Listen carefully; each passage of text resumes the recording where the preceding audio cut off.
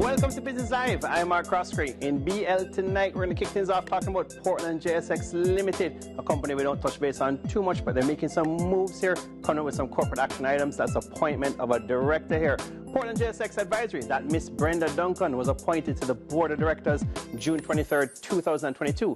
The company goes on to state, additionally, she will sit on the audit committee, very important committee mandated by the Jamaica Stock Exchange rules of the company for the said effective date. Now, 138 Student Living Limited, notice of their annual general meeting, that's the AGM. The company is still a very young company on the JSE. This is only going to be their 7th annual general meeting. AGM for 138SL, that's the ticker symbol.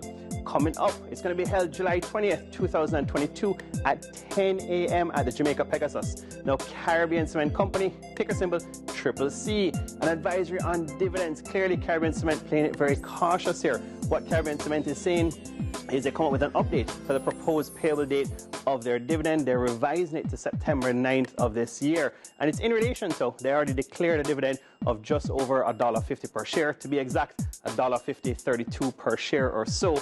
But what they're doing to make it very clear, and this is the first we've ever seen, you know, in terms of us on Business Live, in terms of a dividend on JSE, the whole approach, the whole process to a dividend, they want to carry it for shareholder approval. Typically, you'll just see a board of directors say, you know, it's approved, they pay out the dividend. Of course, they'll have it in their AGM as something to be ratified, just like, you know, the auditor, the director's rotation. But in this case, Caribbean Cement being ultra cautious here. Now, Eppley Caribbean Property Fund coming up with their updated NAV, the net asset value. It's bumping up here just a little bit. Of course, this is a long-term play, not something to do for, you know, instant returns, because a large proportion of the assets here, or pretty much all of them, are real estate, some cash here. Now, Eppley Property Advisory, that is net asset value NAV as at June 24th, 2022.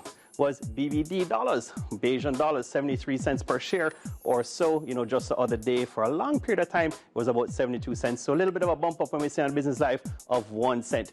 Last up, overseas markets. Netflix Incorporated laying off more staff here to cut costs overall. Something you don't like to see, a bit of unfortunate news here, but slower revenue growth, slower subscriptions, leading Netflix to cut more costs overall. An additional 300 employees, you know, cutting jobs here by approximately 3% of their overall workforce. They did get this going in, let's say, May of this year, unfortunately. And in the first quarter, what's leading to this is Netflix lost 200,000 global subscribers overall. We see how that's playing out. The stock recently at a 52-week low. I'm Mark Croskery. Have a great evening. This is Business Live.